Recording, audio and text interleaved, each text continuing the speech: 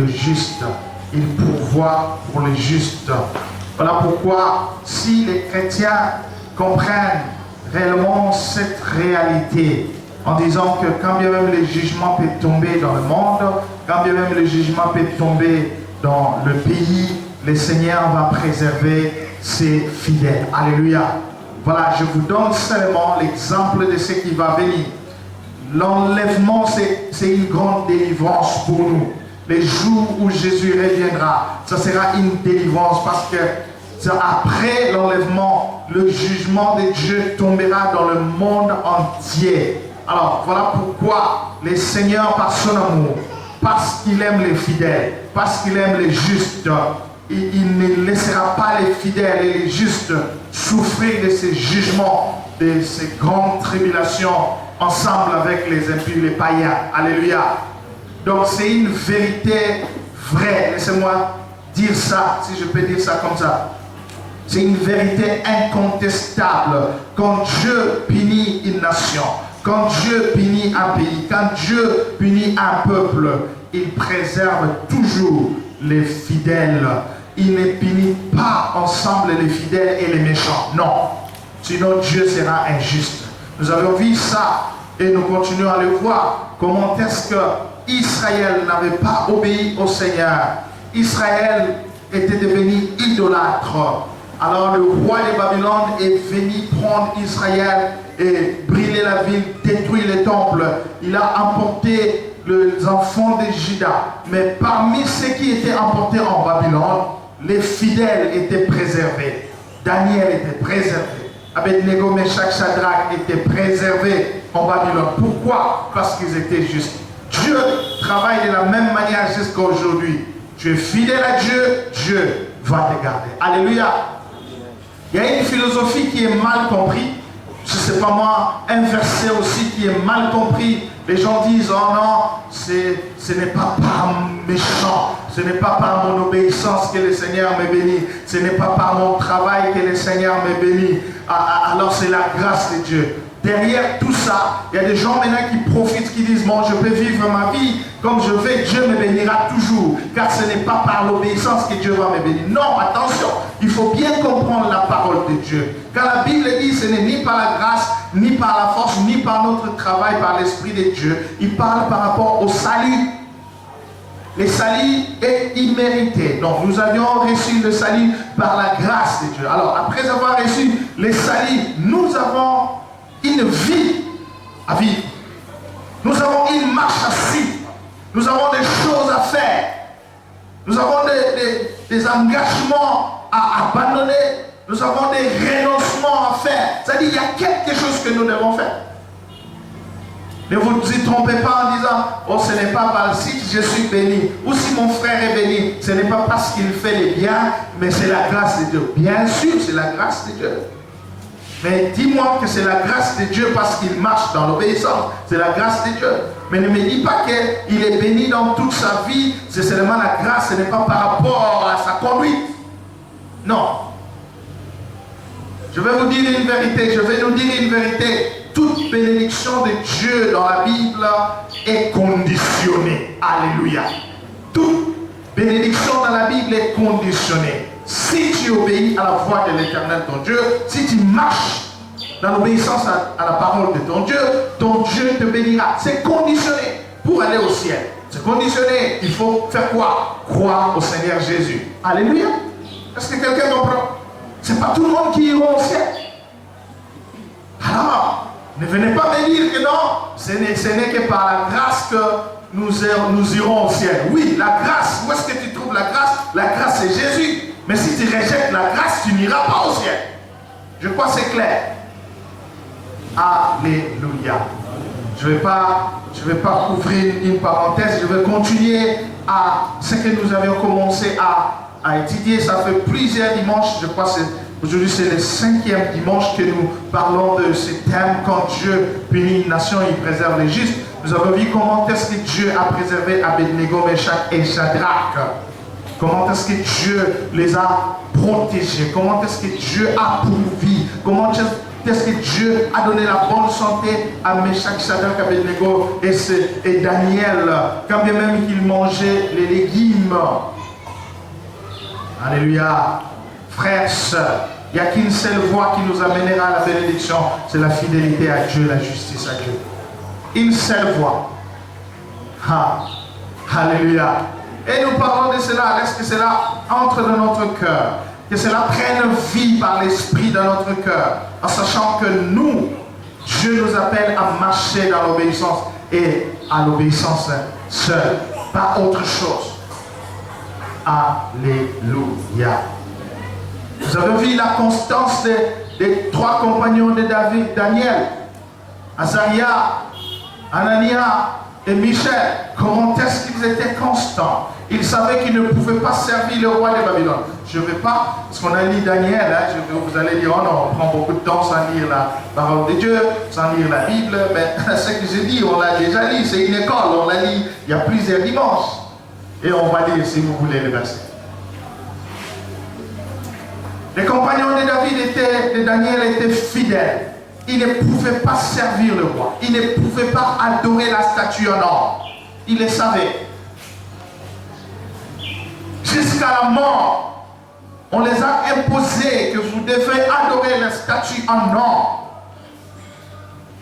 Mais ils ont dit non. Nous n'allons pas nous prosterner devant la statue en or.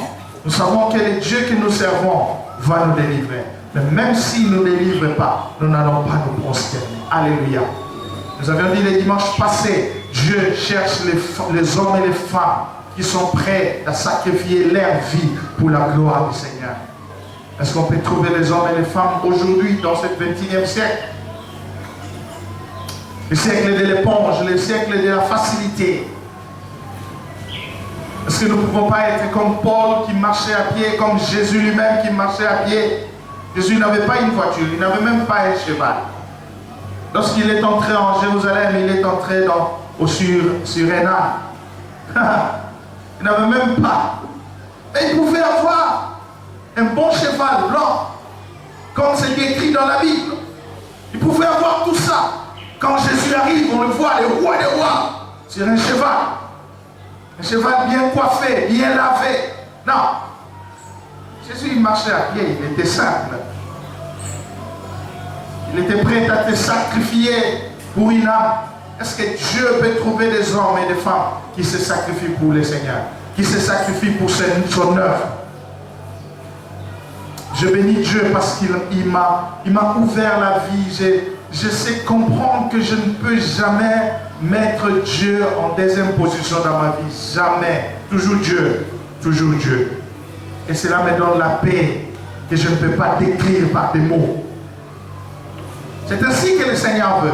Dieu d'abord. Les compagnons de Daniel ont dit non, nous n'allons pas nous prosterner devant la statue en or. Nous avons un Dieu que nous servons. Nous savons qu'il va nous délivrer. Mais même s'il ne nous délivre pas, nous n'allons pas nous prosterner. Est-ce qu'il y a un jeune frère ici qui dit, même si je n'ai pas de travail, je ne peux pas aller toucher au fétiche, parce qu'il y a beaucoup de jeunes qui sont prêts à toucher au fétiche? Est-ce qu'il y a des jeunes filles qui peuvent dire, parce que le grand problème des jeunes filles maintenant, c'est le mariage. Je veux le mariage à tout prix. Elle est prête à tout donner, son corps, pour avoir l'assurance du mariage. Non. Est-ce qu'on a des jeunes sœurs qui peuvent dire, non, moi je vais rester pur devant le Seigneur? Si Dieu me donne le mariage, il me le donne. S'il ne me le donne pas, je ne vais pas m'embourber dans cette vie d'impureté. Parce qu'il y a des jeunes sœurs comme ça. Frères, sœurs, l'obéissance bénit toujours. Alléluia. L'obéissance bénit toujours. Nous allons voir aujourd'hui la constance de Daniel aussi. Les trois compagnons de Daniel, on les a jetés dans le fournaise ardente. Mais il y a eu un quatrième homme qui est sorti. Alléluia. Il y a eu un quatrième homme qui est sorti. On a pris Abednego, Meshach, Shadrach, on les a jetés dans le trou. C'est moi dire ça comme ça. On les a jetés là où il n'y a plus d'espoir. Là où il n'y a plus d'issue de sortie. mais il y avait quelqu'un qui avait l'œil serré. Il s'appelle Jésus, le roi des rois. On les a jetés. Alors, on a rallumé le feu. Après, le roi est venu voir Meshach, Abednego et Shadrach dans le feu. Au lieu de voir seulement les carcasses des corps, il ne voyait pas les carcasses. Il a vu 3 hommes qui sont en train de marcher dans le feu. En plus, il a vu un homme qui avait le visage comme un fils de Dieu. Alléluia. Le roi a posé la question. N'est-ce pas, on avait jeté 3 personnes dans la fournaise ardente. Les magiciens, les sorciers, les satrapes du roi, tout le monde a répondu, oui, roi, vis éternellement. On avait jeté 3 personnes. Ce n'était pas 4. Ce n'était pas 5. Mais là, je vois, il y a un quatrième homme. Il y a une 4e personne dans le trou. Et son visage n'est pas comme Abednego, Meshach et Shadrach. Son visage ressemble à un fils de Dieu. Frères, lorsque tu prends l'engagement de souffrir pour le Seigneur, le Fils de Dieu sera à côté de toi. Est-ce que quelqu'un comprend? Je pleure dans mon cœur, de voir les jeunes. On ne sait pas voir les jeunes qui se consacrent au Seigneur. Les jeunes sont prêts à aller dans l'ivrognerie, à prendre de la bière, à prendre des alcools, à prendre n'importe quoi, à vivre dans les désordres.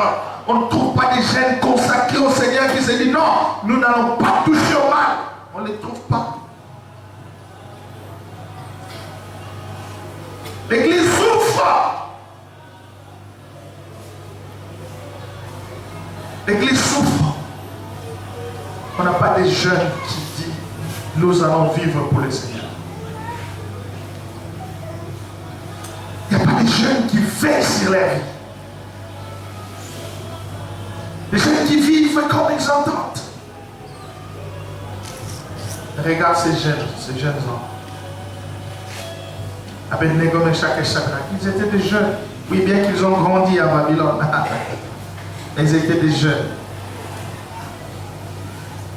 Qui peut prendre la décision de marcher dans la pureté selon la volonté de Dieu?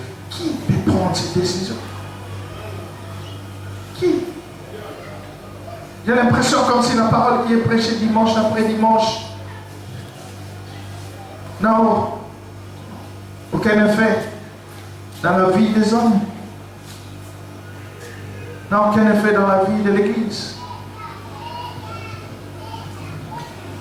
Vous allez voir après 2 ans, après 3 ans, après 4 ans, de l'écoute de la parole de Dieu, les frères, les sœurs se comportent de la même manière. Ça, c'est pas de la bénédiction, c'est de la malédiction. Frères, sœurs, Dieu cherche un homme. Il cherche un homme comme Daniel, Meshach, Abednego, qui vont dire nous allons vivre pour Dieu. Et si nous allons mourir, nous mourrons pour Dieu. Nous mourrons pour Dieu. Pourquoi livrer ta vie à Satan? Pourquoi livrer ta vie dans la prostitution? Pourquoi livrer ta vie dans l'escroquerie, dans le mensonge, dans l'ivrognerie, dans toutes sortes de combines? Tout celui qui a été fidèle dans la Bible, Dieu l'a soutenu. C'est pour cela que David a crié, j'étais jeune, j'ai vieilli et je n'ai jamais vu un juste abandonné. Je n'ai jamais vu un fidèle abandonné. Frère, si tu es fidèle au Seigneur, Dieu te bénira. Si tu es fidèle au Seigneur, tu monteras haut. Merci Jésus. Voilà la constance de Daniel. Daniel, après que ses compagnons, ils passaient par cette épreuve,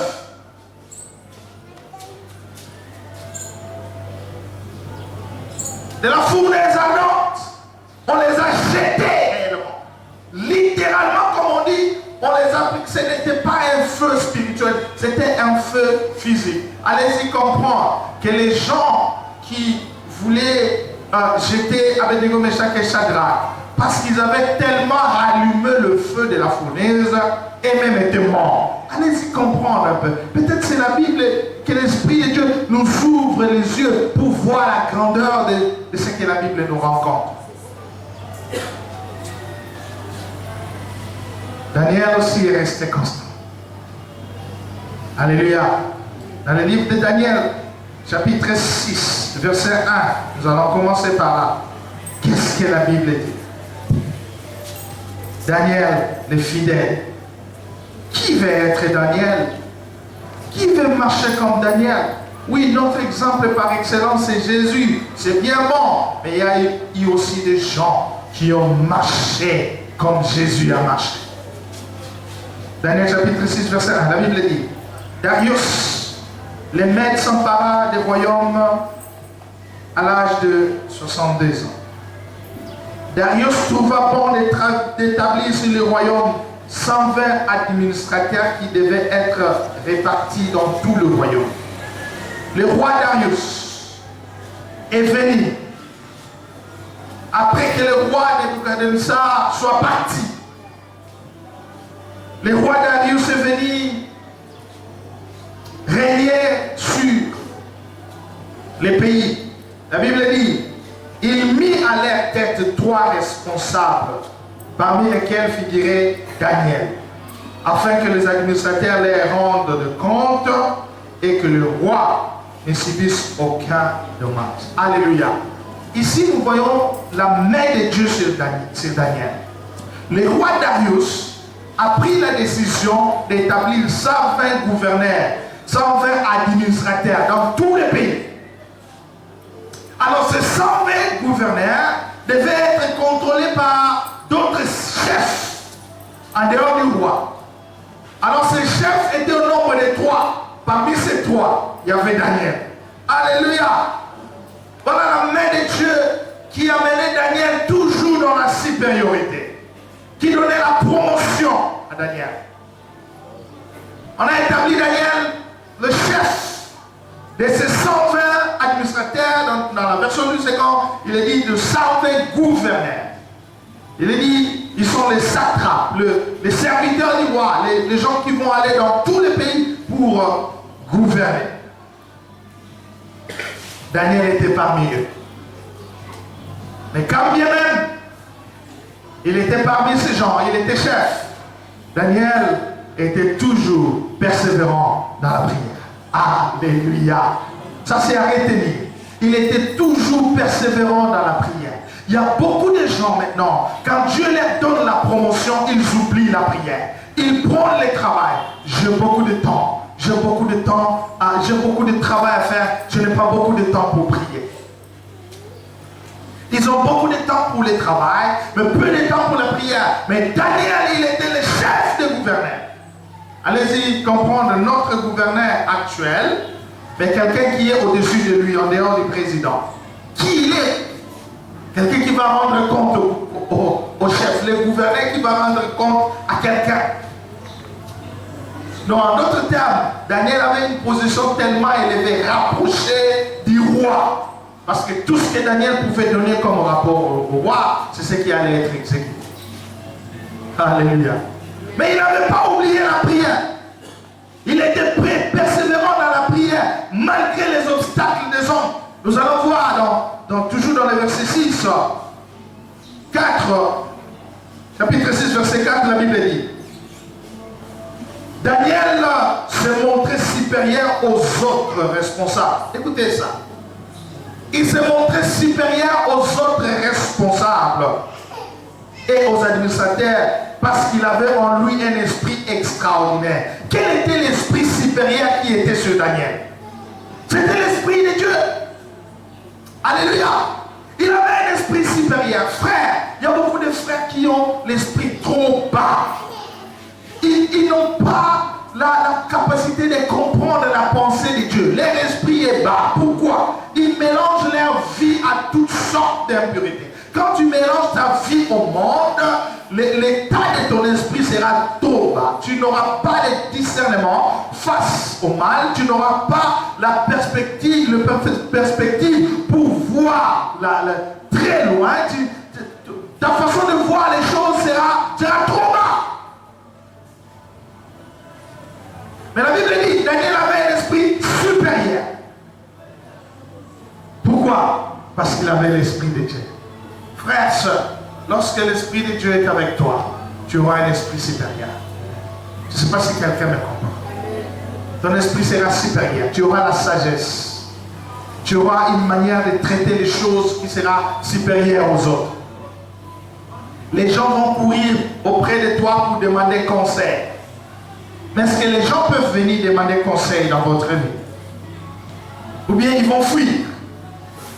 La Bible dit, Daniel s'est montré supérieur aux autres responsables et administrateurs parce qu'il avait en lui un esprit supérieur. Ici dans ma version, il est dit un esprit extraordinaire. Le roi pensait à lui confier la responsabilité de tous les royaumes. Les rois pensaient. Il dit non. La manière dont je vois Daniel, il ne peut pas se limiter. Il faut que je lui confie la responsabilité de tous les royaumes. Allez-y comprendre, il allait devenir qui en dehors du roi? À cause de la fidélité de Daniel. Nous voulons la promotion, nous voulons aller loin. Mais est-ce que nous sommes fidèles à Dieu? Est-ce que nous sommes fidèles à Dieu? Alléluia. Parce que le roi pensait élever Daniel, parce que le cœur du roi s'est penché vers Daniel, alors les amis de Daniel comprenaient ça et ils devenaient jaloux. C'est pour cela dans l'église de Dieu, attention que la jalousie ne s'installe pas dans ton cœur. Tu vois un frère béni, glorifie le Seigneur, je vois mon frère prospérer, mon frère est béni, il travaille, tout marche bien. Ne soyez pas jaloux. Ne soyez pas jaloux.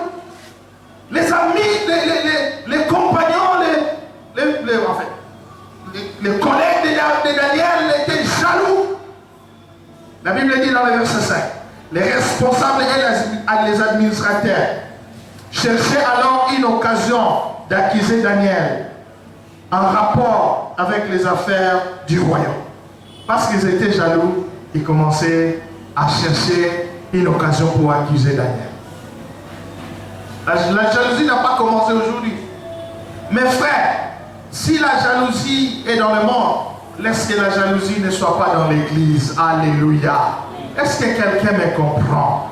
Tu pars dans la maison de ton frère, il a acheté une voiture, ne soyez pas jaloux. Tu vois ton frère bien habillé, lui qui ne s'habillait pas bien, ça fait des années, ne sois pas jaloux. Parce que la jalousie ne vient pas de Dieu, la jalousie vient du diable. La jalousie, c'est l'identité des enfants du Satan. Satan est jaloux. Il cherchait à lui accuser. Cependant, la Bible dit, il ne put trouver aucune occasion de le faire. Aucune faute de sa part. Parce qu'il était fidèle. Parce qu'il était quoi? Il était fidèle. On a cherché. Frère, ça, reste fidèle à Dieu. Les hommes vont chercher à te faire du mal. Dans les quartiers, il y a des jaloux. Donc même, j'ai mal à dire, même dans l'église. Même dans l'église, j'ai honte à dire ça. Même dans les églises, c'est pour cela que vous allez voir, il y a des poisons maintenant dans l'église. Poisons dans les églises. Pourquoi? C'est à cause de la jalousie. On a cherché à faire du mal à Daniel. La Bible dit, on n'a pas trouvé la faute. Frère, laisse que les gens parlent mal de vous. Soyez prudents qu'on ne te trouve pas dans cela. Et moi je l'ai dit, qu'on ne te trouve pas dans cela. On a cherché à accuser Daniel. Mais on n'a pas trouvé, la Bible dit, on n'a pas trouvé la faute. Aucune faute de sa part. Parce qu'il était fidèle. Et qu'on ne trouvait chez lui ni négligence, ni faute. Ni négligence, ni faute. Il travaillait pour le roi. Darius était le roi du monde. Daniel était fidèle à lui. Mais nous qui travaillons pour le roi des rois, Est-ce que nous sommes fidèles? Est-ce que nous travaillons avec ferveur? Est-ce que nous ne sommes pas négligents? Il y a beaucoup de gens qui sont négligents dans l'œuvre du Seigneur. Et puis tu te présentes devant le Seigneur, Seigneur, bénis-moi, pendant que tu es négligent. Tu diras, si Dieu bénit, c'est par la grâce. Ah, si c'est par la grâce. Restez à la maison, ne priez pas, n'écoutez pas la parole de Dieu, ne venez pas à l'église et constatez votre vie après des ans. Tu seras un malheureux. Faites cette preuve. Essaie. Reste à la maison pendant 3 ans. Ne prie pas. Ah, 3 ans n'est pas loin. Fais seulement 1 mois.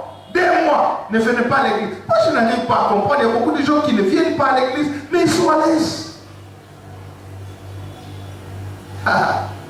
Fais ça. Mais je ne vous conseille pas. Ne reste pas 1 mois, parce que la flamme de feu va mourir. Ne reste pas 3 semaines sans prier. Daniel était persévérant. On cherchait l'occasion pour l'accuser, mais il n'y avait pas d'occasion. Il n'y avait pas de faute. Alléluia. Alors, parce qu'il n'y avait pas de faute, la Bible dit, ces hommes disent, nous ne trouvons aucun motif d'occasion contre Daniel, à moins d'en trouver un dans la loi de son Dieu. Il dit, il travaille tellement fidèle dans le travail ici, il faut maintenant chercher une occasion d'infidélité dans la loi de son Dieu. Donc c'est-à-dire, cherchons à pousser Daniel à pécher pour que son Dieu l'abandonne et que nous puissions trouver l'occasion pour l'accuser maintenant. C'est ça ce que le diable fait. Les diables cherchent toujours leur stratégie pour nous décourager, pour nous donner le découragement à ne plus servir le Seigneur afin que les diables puissent nous toucher. Il ne trouve pas l'occasion. Il est fidèle dans les travaux. Est-ce que nous qui travaillons, qui ont les travaux séculiers que nous faisons dans la cité, dans la ville, est-ce que nous sommes fidèles? Nous sommes fidèles à nos chefs, à nos patrons? Ou bien nous volons comme nous nous attendons? Il y a beaucoup de gens qui volent. Il est allé dans le travail, il vole. Il vole, s'il est dans la pharmacie, il vole les médicaments. Regarde, il dit, bon, je vais voler de la quinine, mettre ça à la maison, les jours où je tomberai malade, je vais prendre ça. Mais ça, c'est quelle conception erronée. Tu appelles la maladie. Il travaille dans l'atelier technique, il vole comme il entend. Les pièces des voitures, les pièces de machines sont volées. Il trouve toujours une combine pour voler. Que Dieu te pardonne, toi qui as toujours eu cette attitude de voler, ne vole pas, travaille fidèlement et Dieu te bénira. Alléluia. La Bible dit, puis les responsables et les administrateurs se précipitèrent vers le roi. Ils sont partis dire au roi, roi, ils ont monté quelque chose. Un mois, les gens ne vont pas prier. Seulement ils vont prier ton Dieu et ils vont se prosterner devant toi. Un mois. Parce qu'ils savent que Daniel était fidèle dans la prière. Daniel servait le Seigneur avec fervent. Il n'abandonnait pas la prière, même s'il était supérieur. Même si le roi pensait à lui promouvoir, être le responsable de tout le royaume, Daniel disait non, non, non, moi je ne peux pas abandonner la prière. Beaucoup de gens ont abandonné la prière. Malheur. Ils ne prient pas. Ils n'ont pas de temps libre. La nuit, ils ne prient pas. Même si tu es occupé toute la journée, tu ne peux pas te sacrifier la nuit. Tu prends 3 heures de temps dans la prière, seul avec le Seigneur. Tu ne peux pas. Alléluia. Mais Daniel était ferme. Ils ont cherché à accuser Daniel. Daniel n'avait pas peur des décisions des hommes. Ils sont partis dire au roi, donnez seulement 1 mois aux gens. Dans l'espace de ce mois, tout le monde, personne ne va adorer d'autres dieux, seulement toi, Darius. Le roi a accepté cette proposition. Oh, malheur. Vous savez, si tu es à côté du chef, si tu es à côté d'un responsable, sois un homme de prière comme Daniel. lorsque tu vas prodiguer les conseils au roi, lorsque tu vas donner les conseils à votre chef, ce sera des conseils pour sauver les morts. C'est pour sauver le peuple. Ne donne pas les conseils comme les collaborateurs ou les collègues de Daniel. Ils ont dit qu'ils puissent t'adorer. Ah, Darius a dit, wow, moi maintenant je vais devenir roi. Je vais devenir le roi de... Je vais devenir Dieu. Parce que c'était ça la culture. Tout le monde, dans les temps, lorsqu'il était élevé en puissance, là, il a une position dans la nation, il s'est considéré comme Dieu. Parce que là, Pharaon s'est considéré comme Dieu. On l'appelait Ra, le Dieu soleil. Pharaon, il s'est considéré comme Dieu. On est venu tromper, moi, laissez-moi dire ça. On est venu tromper Darius par ses administrateurs. Ils ont dit non, à l'espace de 1 mois, que personne n'adore notre Dieu, si ce n'est toi, roi Darius. Roi n'a pas discerné, malheureux qu'il était. C'est un païen. Il a accepté. Alors, écoutez ce que la Bible dit. Les rois ont dit, qu'est-ce qui s'est passé? La Bible dit, Daniel, lorsque Daniel, dans le verset 11, lorsque Daniel fit au courant de la rédaction de ces décrets, le roi a fait un décret. Il a dit, à partir de ce moment, dans l'espace d'1 mois, personne n'adorera d'autre Dieu si ce n'est Darius, si ce n'est moi. Ils ont fait les décrets, la loi. Oh mon Dieu, combien dans le monde les lois, les décrets sont élaborés non pour le bénéfice des gens, mais pour les intérêts des hommes. Combien l'homme veut faire des choses seulement pour son intérêt? Combien? Mais restons fidèles, alléluia.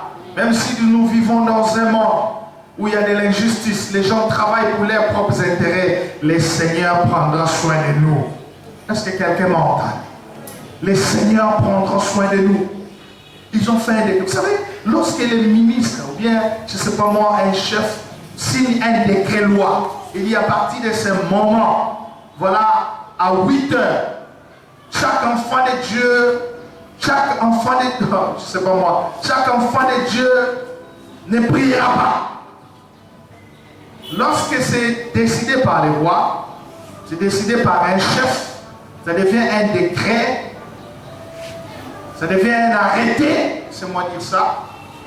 Alors si tu oses, la loi va te retenir. Parce que tout décret d'un chef devient une loi. Alors on a décidé, on a écrit des lettres partout. Écoutez, la Bible dit, lorsque Daniel fut au courant de la rédaction des décrets, il se retira dans sa maison, où les fenêtres de la chambre à l'étage étaient ouvertes dans la direction de Jérusalem. 3 fois par jour, il se mettait à genoux, prier et exprimait sa reconnaissance en son Dieu, tout comme il le faisait avant. Daniel n'a pas eu peur des gens. Il était persévérant dans la prière, malgré les obstacles des hommes qui cherchaient à l'empêcher de prier. La Bible dit qu'il était au courant du décret. Mais il savait que ce décret ne vient pas de Dieu. Moi, je dois continuer à faire ce que Dieu me demande de faire. Ah. Alléluia. Regarde-toi. Pourquoi tu vis dans la peur? Daniel n'avait pas peur. La Bible dit, lorsqu'il a été au courant de cela, il s'est rendu dans sa maison. Les portes, il n'a même pas fermé les fenêtres. C'est beaucoup de gens qui vivent dans la peur. Je ne sais pas, on va venir nous arrêter. Juste quand on donne l'information, il y a une maladie contagieuse qui circule dans le monde. Mais il ne faut pas vous réunir. Vous allez voir les chrétiens, ils ont même peur de passer à côté du temple. Ils disent, on va nous arrêter. Parce que nous passons à côté du temple. Combien il y a des gens qui ont eu peur? Lorsqu'on a dit l'interdiction de culte. Pas au-delà de 20 personnes. J'ai vu la peur dans le cœur des gens. C'est seulement moi qui n'avais pas peur. À un certain moment, je me disais, mais Peut-être ma tête ne fonctionne pas. Pourquoi je n'ai pas peur? Je veux dire ça. Parce que tout le monde avait peur. Tout le monde. Est-ce qu'on avait interdit, on avait fermé les lieux de culte? Non. Est-ce qu'on avait interdit à quelqu'un d'accéder dans les temples? Non. On nous avait dit de ne pas se réunir plus de 20 personnes ou au-delà. Alors, toi seul, tu pouvais trouver l'occasion. Tu dis oui, dans les temples, il n'y a personne. J'entre dans les temples, je vais prier. Vous allez voir les gens qui ont fait. Je ne sais pas moi, cette interdiction fait combien de mois? 3 mois. 3 mois! Un chrétien ne passe même pas à côté du temple. Il dit, j'ai peur. Si je passe là-bas, il y a des policiers qui vont m'arrêter. Peureux que tu es. Écoutez Daniel. Je te dis ça. Écoutez Daniel. Il n'a pas eu peur. Il a dit, c'est décret. Non. Moi, je dois prier. Pourquoi on va m'interdire? Pourquoi je dois subir ça? Mais nous, on nous avait interdit parce qu'il y avait la maladie. C'est pour cela qu'il faut se protéger. Il faut se protéger de cette maladie. Respecter les gestes barrières et la distanciation. Respectez ça bien. Lavez-vous les mains. Alléluia. La Bible dit, lorsque Daniel était au courant de ce décret, il est allé dans sa maison, où les fenêtres étaient ouvertes en direction de Jérusalem. Jérusalem, c'est là où il y avait les temples. C'est là où se trouvait la présence de Dieu. Même si les temples étaient détruits par les rois Nebuchadnezzar, même si la muraille de Jérusalem était en ruine, même si les pays étaient en feu, mais Daniel avait l'espoir. C'est là où se trouve la présence de Dieu. Alléluia. Daniel a dit non, je vais regarder dans la direction de la présence de Dieu. La Bible dit 3 fois il priait. Il se mettait à genoux, il priait. Il a gardé ses habitudes. Et pourquoi toi tu as refusé tes habitudes? Avant tu priais beaucoup. Maintenant tu ne pries pas. Il trouve toujours raison. Moi je regrette pour les frères, vraiment les frères et les sœurs qui trouvent une raison pour ne pas servir le Seigneur. On ne m'a pas écouté. J'ai donné la proposition, on ne m'a pas écouté. Alors je laisse, je ne veux plus travailler. Ah, laissez. Il y a un pasteur David Wilkerson. Je cite son nom parce que je sais qu'il est dans les... Ah. David Wilkerson, au début de son ministère, il travaille ici, ça ne marche pas. Il va là-bas, ça ne marche pas. Son ministère était vraiment, ça ne marchait pas, ça fait des années. Pourquoi? Il travaillait sans chercher la direction de Dieu. Il allait de conférence en conférence sans écouter Dieu. Le ministère ne marchait pas. L'onction n'était pas là. Un jour, il a pris la décision, il dit, Seigneur, ça fait beaucoup de temps que je travaille, mais je trouve que le ministère ne marche pas. Je trouve que tu m'as abandonné, alors je laisse le travail. Il croyait que Dieu allait lui dire, oh mon fils, ne laisse pas, s'il te plaît. Si tu laisses, vraiment, qui d'autre doit faire ça? Alors quand il a fini de prier, le Seigneur a dit, ok, tu as pris la décision de laisser, laissez. Parce qu'il y a beaucoup de gens qui croient que s'ils laissent le travail du Seigneur, le Seigneur, Dieu est un pauvre qui manque de tout, donc il n'a que lui.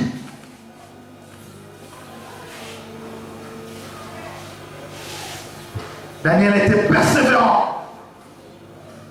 On ne m'a pas écouté. On n'est pas venu me voir. On ne m'a pas téléphoné. Le pasteur n'est pas passé par chez moi. Alors je ne viens plus à l'église. On est venu me dire un jour. Nous avions un frère ici. Bon, un frère, oui, il a été baptisé ici.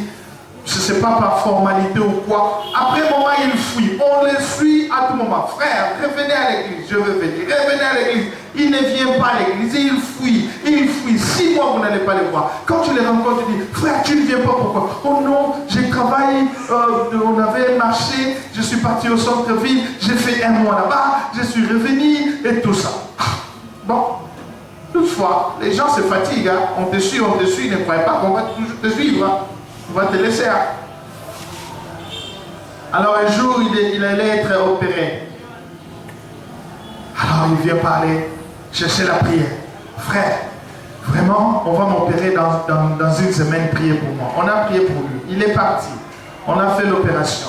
Il s'est rétabli. Il n'est même pas revenu à l'église. Il n'a même pas donné la date de l'opération. Alors, il s'attendait que les gens aillent là-bas en masse.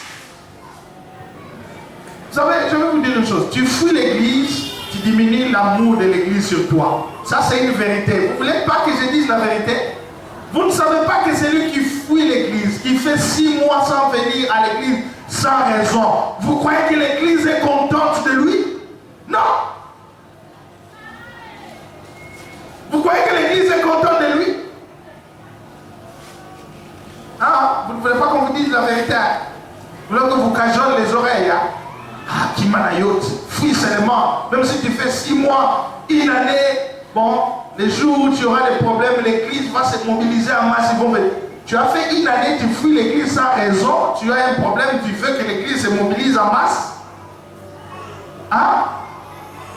Ah, bon. Je ne sais pas.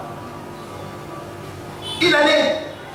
Oui, on va le faire par amour, mais on ne va pas se mobiliser comme quelqu'un qui est toujours là dans son poste, qui est l'église de Dieu. Ah, ça c'est une vérité. C'est apprendre ou à laisser. Je ne sais pas si qu'est-ce que vous allez dire, hein, mais c'est une vérité. C'est une vérité.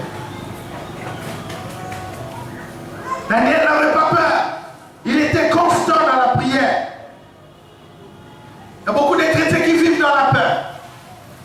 La peur, la peur, la peur. La Bible dit dans 1 Timothée, chapitre 1, verset 7, la Bible dit, l'esprit que nous avons reçu, ce n'est pas l'esprit de timidité, ni de la peur, mais l'esprit d'amour et de sagesse. Alléluia. Tu as l'esprit de Dieu. Daniel a ouvert la porte. 3 fois, il continue à prier.